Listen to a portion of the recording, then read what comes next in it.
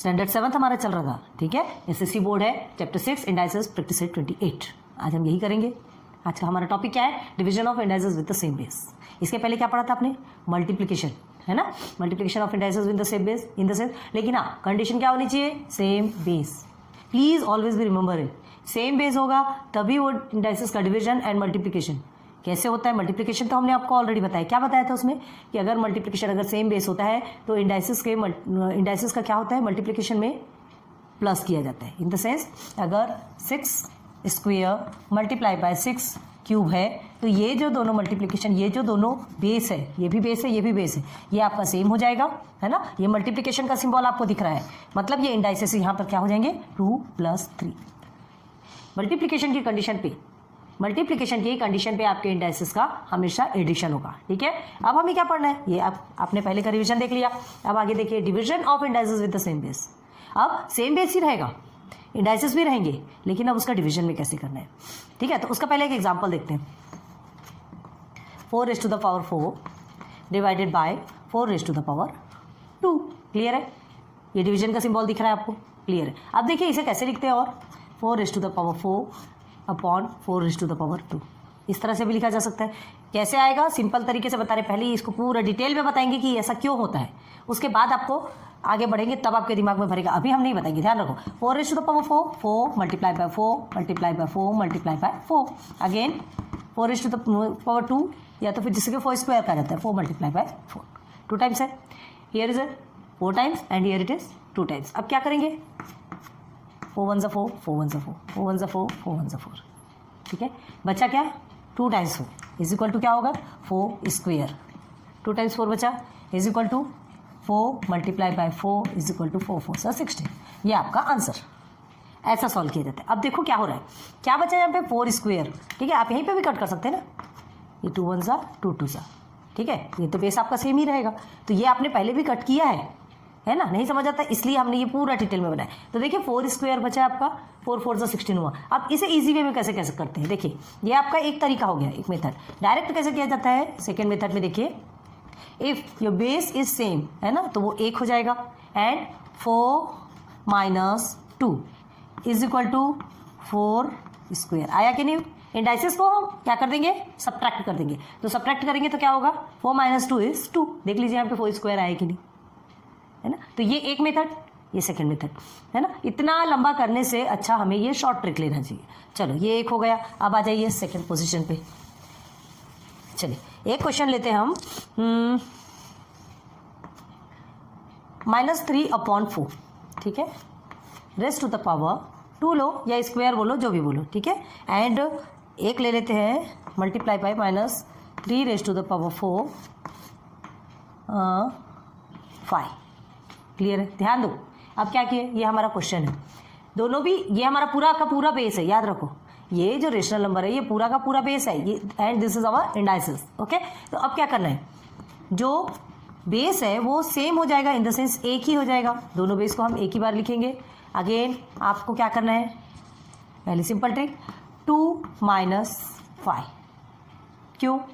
Sorry multiplication का सीखा, यहाँ डिवीजन रहेगा ना, डिवीजन वाला सीख रहे हैं ना हम। ये हमारा डिवीजन क्वेश्चन है। तो डिवाइड करेंगे तो 2 - 5, आंसर में क्या निकलेगा आपका?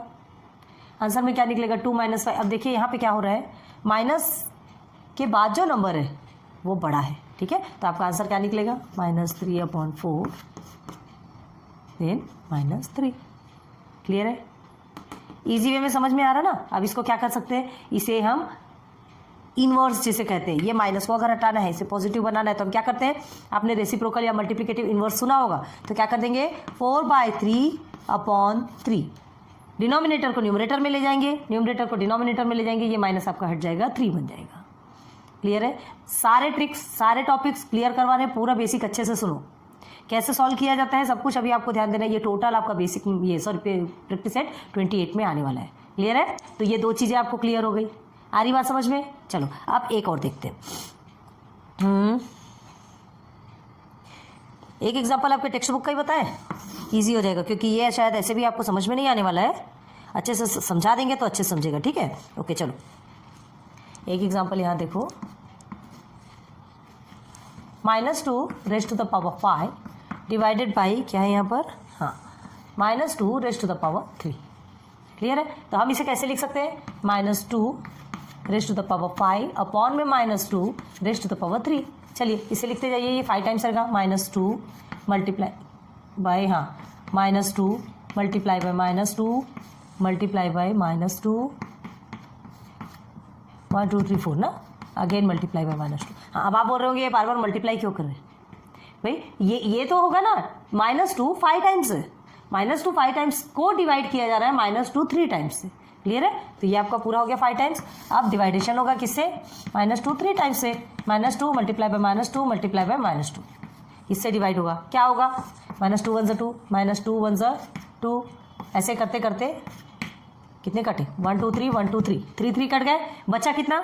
देखिए आपका -2 multiply by -2 in the sense -2 square, ऐसा भी लिखा जा सकता है। बस इसे सॉल्व करेंगे तो आप क्या करेंगे? -2 मल्टीप्लाई बाय -2, ब्रैकेट ओपन कर लिया, ये माइनस माइनस आपका कट गया, 2 2 आपका आंसर कितना आएगा? 2 2 आपका आंसर आता है 4। ईजी, ठीक है? क्लियर, समझ में आ रहा? अब देखो, अब हमें इसे सिंप्लीफाई और कैसे करना है। ये तो एक तरीका हो गया, ठीक है? और सिंपल सा तरीका, यहाँ से डायरेक्ट आप यहाँ आएंगे। ये आपका method 1 and here is method 2। चलिए, -2 बेस सेम है दोनों, ये हमने बेस सेम है तो लिख दिया। 5 -3, क्यों 5 -3 किया? क्यों 5 -3 किया? देखिए क्या कहा था हमने डिवाइडेशन पे, देखो ना 5 -3 करेंगे, ये 3 3 3 3 कट गए, जितने भी है 1 2 3 1 2 3 कट गए। क्लियर हो गया? बचा तो देखो 5 -3 आपका 2 आता है कि नहीं? -2 इंडाइसेस 2 आ गया। बस इसे सॉल्व करेंगे तो आपका आंसर 4, क्योंकि जो सब्ट्रैक्शन है, जो माइनस माइनस है, वो दोनों भी कट हो जाएगा। 2 टाइम्स आता है। हमने क्या कहा था? अगर इवन नंबर होता है, अगर ये एम के प्लेस पे, एम इन द सेंस समझते हैं ना, ये जो एम और एन ये सब क्या होते हैं? इंडाइसेस कहलाते हैं। उसमें कोई सा भी नंबर्स आप ऐड कर सकते हैं, ठीक है? तो अगर वो इवन होता है तो इवन होगा तो आपका आंसर पॉजिटिव आएगा, ऑड होगा तो आपका आंसर निगेटिव में आएगा। क्लियर है ना? देख सकते हैं आप। देखिए, अगर इसे ही हम चलिए 3 टाइम्स लिखते हैं, -2 मल्टीप्लाई बाय -2 मल्टीप्लाई बाय -2 आप करके देखिए, तो 2 टाइम्स करेंगे तो आपका 4 आएगा। 4 मल्टीप्लाई बाय -2 करेंगे तो 4 2 से 8 आएगा, लेकिन माइनस में आएगा। क्लियर है? तो याद रखो कि अगर इवन नंबर में है, ठीक है, कोई सा भी ये जो इंडाइसेस है, अगर इवन नंबर में होते हैं, है ना, if n is even number, then n is even number, then you get positive answer, and if m is in odd number you get negative answer. Okay, चलो अब एक और देखो, ये हो गया 2 ट्रिक। अब यहाँ देखिए, एक और बात बताते हैं आपको,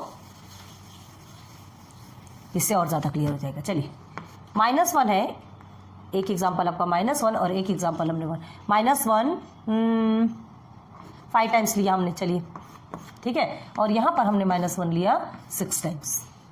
क्लियर है? सॉल्व करेंगे, क्या करेंगे? -1 multiply by -1 multiply by -1 multiply by -1 multiply by -1 1 2 3 4 5। Okay, then 2 2 का पेयर बना लीजिए, आपके लिए इजी रहेगा। अब ये आपका सेकेंड वाला है, ठीक है, -1 multiply by -1 multiply by -1 multiply by -1 again multiply by -1 1 2 3 4 5 and 6। ये 2 का पेयर 2 का पेयर 2 का pair, here is also 2 the pair 2 the pair, एक आपका बच गया। ठीक है, तो देखो जो जो पेयर है उसमें से तो क्या हो जाएंगे? माइनस माइनस कट हो जाएंगे, तो 1 मल्टीप्लाई बाय 1 हो गया, और ये आपका एक एक्स्ट्रा बचा -1। तो 1 मल्टीप्लाई बाय 1 1 ही होता है, मल्टीप्लाई बाय -1 करेंगे तो आपका आंसर किस में आएगा? माइनस में आएगा। अब इधर आ जाइए, इसका 1 मल्टीप्लाई बाय 1 मल्टीप्लाई बाय 1, ये तीनों को मल्टीप्लाई करेंगे तो 1 आएगा, और आंसर आपका कितना आएगा? 1।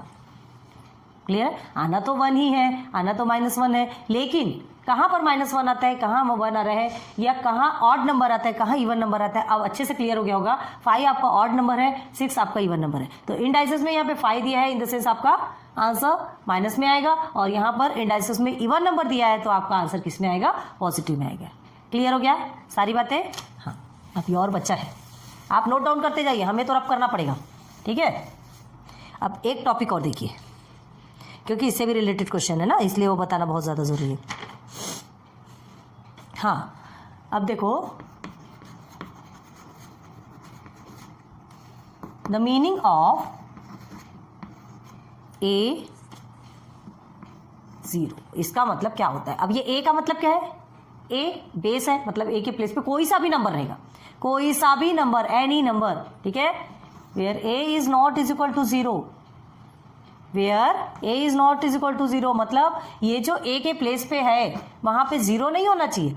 ये जैसे ये 0 इंडाइसिस इसका raise to the power of 0, ये कभी सॉल्व नहीं हो पाता, आज तक किसी ने सॉल्व नहीं किया, ठीक है, ये सॉल्यूशन आज तक मैथमेटिशियंस कर रहे हैं बट ये पॉसिबल नहीं है, ठीक है। तो देखो याद रखना कि ए के प्लेस पे 0 नहीं होना चाहिए, ठीक है, तो a raise to the power 0, तो क्या करोगे, a raise to the power 0 है, where a is not is equal to 0, तो इसका मतलब क्या है, अब देखो क्या करते हैं हम, 2 रेज़ टू द पावर 12 लेते हैं, multiply by again 2 raise to the power 12 लेते हैं, ठीक है, ये एक आपका एग्जाम्पल हो गया, सिंपल तरीके से किया था आपने। जैसे क्या है 2 माइनस 2 कितना होता है 0, ठीक है, 12 माइनस 12 0 होता है ना, बस वही प्रैक्टिस यहाँ पर हो रही है, बट आंसर कैसे निकलेगा वो देखो।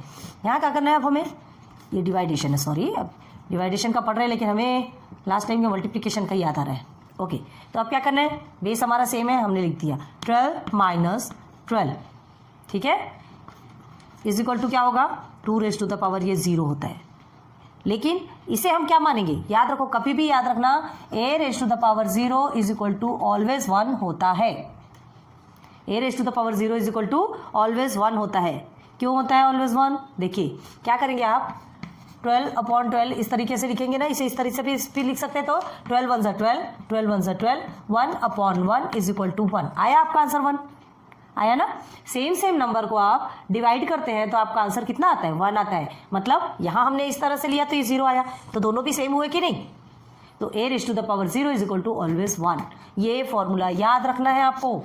तो देखिए 2 रेज़ टू द पावर 0 आया है, तो हम इसे क्या लिखेंगे, इज इक्वल टू 1, ठीक है। रीजन क्या देंगे, रीजन इज बिकॉज का सिंबल पता है ना, a raise to the power 0 is equal to 1, ये एक मेन टॉपिक था, ये भी आपको सॉल्व करना है, नोट डाउन करो, बहुत जल्दी जल्दी कंप्लीट करो, उसके बाद फिर हम आगे बढ़ते हैं। यहाँ तक की चीज़ें समझ में आ गई, क्लियर हो गया आपको, ठीक है। चलो अब एक टॉपिक और देखो, जब तक ये बेस क्लियर नहीं होता ना तब तक आगे बढ़ने से कोई मतलब नहीं होता, इसलिए हम आगे नहीं बढ़ाते। अब देखो 4 रेज़ टू द पावर 5, ठीक है, sorry 4/5 raise to the power क्यों जा रहे, 4/5 रेज़ टू द पावर -3, ये एक एग्जाम्पल है आपका। अब इसे सॉल्व कैसे करना है, तो 4/5 और ये -3 है, माइनस में है, तो इसे हम कैसे लिखेंगे, याद रखो, इज इक्वल टू ऊपर में हम 1 लेंगे, अपॉन में 4/5 multiply by 4/5 multiply by 4/5, clear है, 4/5 multiply by 4/5, then is equal to में आप करेंगे, ये 1 आपका एज इट इज आएगा, 4 4 ज़ा 16 एंड 16 4 ज़ा 64, चौक क्यों नहीं चल रही है, तो ये आपका आता है 64, 5 5 ज़ा 25 है ना, एंड 25 5 ज़ा 125। अब देखो क्या करना है, बहुत ज़्यादा ध्यान दो, आपका क्या हुआ 1/64/125 आया। अब हमें क्या करना है, रेसिप्रोकल अपने समय मल्टीप्लिकेटिव इनवर्स समझा, ये हमारा किस में आया था, -3 था, ये -3 था, माइनस को अगर आपको कन्वर्ट करना हटाना है तो आप क्या करेंगे, ये जो डिनोमिनेटर है वो न्यूमरेटर बन जाता है, जो न्यूमरेटर है वो डिनोमिनेटर बन जाता है, क्लियर हो गया। तो देखो क्या करना है, 125 इसके साथ मल्टीप्लाई में चला जाएगा, देखो 1 मल्टीप्लाई बाय, ऐसा कर सकते हो आप 64, तो 1 के साथ मल्टीप्लाई करोगे तो सेम आंसर आना है, आपको कंफ्यूजन नहीं होना चाहिए इसलिए बता रहे हैं। ये देखिए 125/64 आ गया। अब इसे और सॉल्व करो तो क्या हो गया, सिंपल, आपका 5/4 हो जाएगा, 5/4 रेज़ टू द पावर 3, कैसे हुआ, 5/4 रेज़ टू द पावर 3 होगा कि नहीं होगा, हाँ, ये 3 टाइम्स है आपका और ये भी 3 टाइम्स है, ये 3 टाइम्स 5 है, ये 3 टाइम्स 4 है, क्लियर। तो सीधे अगर हमें यहीं पर इसे सॉल्व करना है तो कैसे करेंगे, ये एक ट्रिक बताया, ये आपका एक ट्रिक है, ठीक है। अब दूसरी ट्रिक, यहाँ से यहाँ क्या करना है आपका, 4/5 रेज़ टू द पावर -3 है, माइनस को कन्वर्ट करना है, मल्टीप्लिकेटिव इनवर्स लेंगे, इज इक्वल टू क्या करेंगे, मल्टीप्लिकेटिव इनवर्स अपोजिट करेंगे, हमारा सिंबल हटाएंगे और सीधे 3 लग देंगे, बस यही आपका आंसर है, क्लियर हो गया, ठीक है, इजी है। तो इसके लिए सिंबल कैसे ध्यान रखोगे, ध्यान रखो, if a is not is equal to, हाँ ए के प्लेस पे 0 नहीं होना चाहिए, भी ध्यान रखो, ए के प्लेस पे बी के, ये A/B कहलाया ना, ए अपॉन बी, इसे ही बोलते हैं हम ए अपॉन बी। तो ये दोनों के प्लेस पे जीरो नहीं होना चाहिए, ठीक है। If a is not is equal to zero and b is not is equal to zero, इसको लिख के रखो, बहुत काम आने वाले हैं, ठीक है। एंड एम किसे कहते हैं, इंडाइसिस होता है, एम एन इंडाइसिस कहलाता है। तो ये जो एम है ना, m is a positive number, positive number, then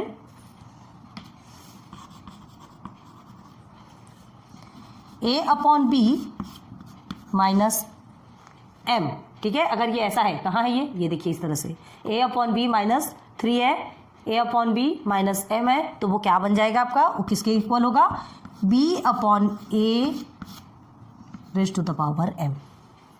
रट्टा मार लो, बहुत ज़्यादा ज़रूरी है, ठीक है। क्या किया हमने, ये रेसिप्रोकल हुआ तो ये माइनस हट गया, सीधे सीधे एम बन गया। तो ये प्रोसीजर आपको याद रहना चाहिए इसको सॉल्व करने के लिए, ठीक है। इजी हो गया, इसको नोट डाउन करो, फिर प्रैक्टिस सेट पे चलते हैं। आ जाइए प्रैक्टिस सेट के क्वेश्चंस में, जिसमें क्वेश्चन नंबर 1 है ना, ये हमने ऑलरेडी लिख के रखा है, डेकोरेट करके रखा है, सजा के रखा है, सुंदरता बढ़ती है। आ जाइए सिंप्लीफाई, फर्स्ट क्वेश्चन में देखेंगे आप, है ना, टेक्स्ट बुक में देखिए, ये आपको फर्स्ट एंड सेकेंड, ठीक है। तो 4 सब क्वेश्चन गिवन है, देखते हैं। तो 4 क्वेश्चन में सबसे पहले आपका क्या है, a raise to the power 6 and divided by a raise to the power 4। Clear है, कैसे करना है आपको बताया गया है already. A raise to the power 6, ठीक है, आप क्या करेंगे, ये जो बेस है ये दोनों आपका सेम है, तो हमने क्या किया, सिर्फ और सिर्फ सिंगल में लिख लिया। देन ये डिवाइडेशन है, तो डिवाइडेशन पे क्या किया जाता है, दोनों भी इंडाइसिस का सबट्रैक्ट किया जाता है। अब ये क्यों किया जाता है, तो इसको लिखना पड़ेगा यहाँ पे इस तरह से लिख लीजिए, बिकॉज ए एम, ठीक है, divided by a n is equal to a m minus n. हर किसी में नहीं बताएंगे, ये फर्स्ट में आपको बताया, ठीक है, फर्स्ट में बताया, फर्स्ट में अच्छे से लिख लीजिए और ध्यान दीजिए कि क्या होता है। देखो ये क्या है आपका, ये क्वेश्चन है, कैसे बनाया हमने, इस तरह से बनाया। क्लियर हो गया, बस अब इसे सॉल्व करना है। क्या लिखेंगे, ए इज इक्वल टू 6 - 4 कितना होता है 2, बस यही आपका आंसर है यहाँ, ए स्क्वायर। क्लियर हो गया, सेकंड में आ जाओ। अब देखिए यहाँ पर m raise to the power 5 divided by m raise to the power 8, बस यही फॉर्मूला यूज़ करना है। तो क्या करेंगे यहाँ पर, एम बेस हमारा सेम है, सेम रखेंगे, देन 5 माइनस 8। तो बताइए, हाँ कभी भी ध्यान रखो, आप ये इस तरह से नहीं करेंगे कि 8 बड़ा है तो 8 को पहले रख दें और 5 पीछे कर दें, है ना, आपका आंसर रॉन्ग हो जाएगा। बाद में दोषों में मत दीजिएगा, जो पहले है, जो पहले आता है वो पहले पाता है। तो ये हो गया 5 माइनस 8। क्लियर है, सिंप्लीफाई करेंगे तो हमारा आंसर कितना आता है, 5 में से 8 को माइनस करते हैं, कितना बचता है, -3। क्लियर है, तो m raise to the power -3। Clear हुआ क्या, समझ में आ रहा, हार्ड नहीं है, बहुत ईजी है, ध्यान दो। तो आंसर आपका क्या हो गया, m raise to the power -3। Okay, अब इधर आ जाओ, p raise to the power 3 divided by p raise to the power 13, बस सेम प्रोसेस है ना, थोड़े थोड़े नंबर्स बढ़ा दिए गए। क्या करना है हमें, p raise to the power 3 minus 13, तो 3 माइनस 13 आपका कितना होता है, 10 होता है, माइनस में आएगा आंसर, क्योंकि बड़े डिजिट के आगे क्या है, माइनस है। बस this is your answer, p -10। कितना ईजी है ना। जो इंडाइसिस चैप्टर जो है ना आपका, चैप्टर 6, मुझे लगता है ये मोस्ट ईजिएस्ट चैप्टर है ना। ओके, अब यहाँ देखिए, फिट्टी पिट्टी घूमने वाले सवाल नहीं है। 10 सेम है, बेस भी सेम है, इंडाइसिस भी सेम है। बेस सेम है तो हमने 1 लिख दिया, लेकिन इंडाइसिस को 1 नहीं लिखना है, याद रखना। ऐसा करेंगे, ये करने के बाद हमारा आंसर क्या आता है, 10 - 10 0 हो जाता है। अब ये वाला प्रोसीजर हमने आपको समझाया था, क्या समझाया था कि अगर x is equal to x raise to the power 0 होता है तो आंसर हमेशा हमारा 1 आएगा। कैसे आएगा, चलो फिर से समझाते हैं। देखिए 10 - 10 हमने क्या लिया, 0। ओके, इसी 10 को अगर इस तरह से करते हैं, 10 1 × 10, 10 1 × 10, 1/1 इज इक्वल टू 1 आया। तो ये दोनों भी सेम हुए कि नहीं हुए, दोनों भी सेम हुए, कट ही रहा है ना। इसीलिए कभी भी कोई भी नंबर में, कोई भी आपके इंडाइसिस में 0 आता है ना, किसी भी बेस के साथ में हो, चाहे 12 हो 13 हो, अगर आप 1000, ठीक है, 1000 का 0 आ रहा है तो भी आपका आंसर 1 आएगा। ठीक है, 300 का रेज़ टू द पावर 0 आ रहा है, वो भी आंसर आपका सिर्फ 1 ही आएगा। बड़े से बड़ा नंबर हो, छोटे से छोटा नंबर, बस ध्यान रखिए 0/0 इसका कोई भी सॉल्यूशन नहीं है, कोई सॉल्यूशन नहीं है। ठीक है, तो ये 4 क्वेश्चन आपने देख लिया। इसको आपको लिखना हो तो लिख सकते हो। देखिए therefore because a raise to the power 0 is equal to 1, इस तरह से आप क्या है, इस तरह से रीज़न दे देंगे ना तो सामने वाला और अट्रैक्ट होता है, ठीक है। जैसे ये हमने बताया, ये जो रीज़न है, ये रीज़न आपको यहाँ भी देना है, यहाँ भी देना है, क्लियर है। हमने एक में बता दिया और जो अलग तरीके का क्वेश्चन था उसके लिए भी सॉल्यूशन दे दिया। तो चलिए इसे नोट डाउन कीजिए। चलो क्वेश्चन नंबर 2 में फाइंड द वैल्यू, ठीक है। फर्स्ट आपने क्लियर किया, सेकंड में चलते हैं। अभी हमें क्या करना है, पहले आपको सिर्फ क्या करना था, सिंप्लीफाई करना था। सिंप्लीफाई करना इन द सेंस आपको सिर्फ इंडाइसेस है ना, इंडाइसेस को सॉल्व करना था। बेस आपका सेम था, अभी भी बेस आपका सेम है। अभी वैल्यू निकालना है, अभी हमें वैल्यू निकालना है। कैसे निकालना बताया था आपको एग्जाम्पल में, देखो -7^12 डिवाइडेड बाय -7^12, मतलब अगेन दोनों में इंडाइसेस भी सेम है, दोनों में बेस भी सेम है। तो हम क्या लिखेंगे यहाँ पे, -7^12 -12, क्लियर है। (12 - 12 क्यों लेंगे, डिवाइडेशन है, हमने आपको बताया था, है ना, सेम नंबर है। तो आपका आंसर क्या आएगा, -7^0, क्लियर है।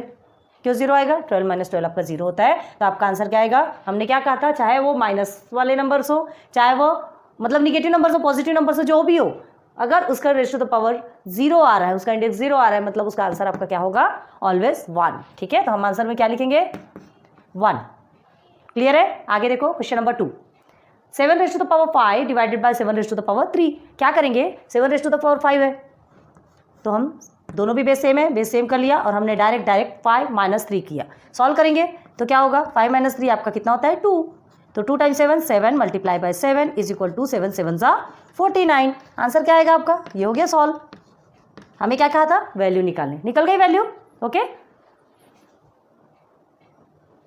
हो गया ना 2 क्वेश्चन सॉल्व। अब थर्ड और फोर्थ देखते हैं। 3 और 4 आप खुद से भी सॉल्व कर सकते हैं। 3 को एक बार हम बताते हैं, 4 को आप खुद से सॉल्व करेंगे, हमारे फिर सॉल्यूशन से मैच करेंगे, क्लियर है। चलिए 4/5 डिवाइडेड बाय 4/5 कुछ नहीं है, सेम है। क्या करना है हमें, 4/5 -2 बिकॉज बेस इज सेम, ठीक है। तो डिविजन है तो इंडाइसेस क्या होंगे, सबट्रैक्ट होंगे। अगेन 4/5 1, आंसर में क्या आएगा आपका, डायरेक्ट 4/5, बस।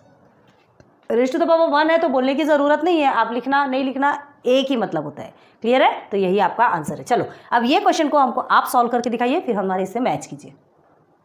कमेंट सेक्शन पे बताइएगा कि किसने ईमानदारी से हमसे पहले सॉल्व किया, क्लियर है। क्योंकि हमें इतनी होप तो है कि हमने इतना ज़्यादा समझा दिया कि आपको ये सारा कुछ समझ में आ ही गया होगा। देखिए 4^7 एंड 4^5 क्या करना है आपको, 4^7 - 5 here is 2, 7 - 5 is 2, ठीक है। 2 × 4 इन द सेंस 16, हो गया, आंसर आ गया, है ना। बहुत इजी है। अभी क्या है, प्रैक्टिस सेट में छोटे छोटे क्वेश्चंस दिए हैं आपको।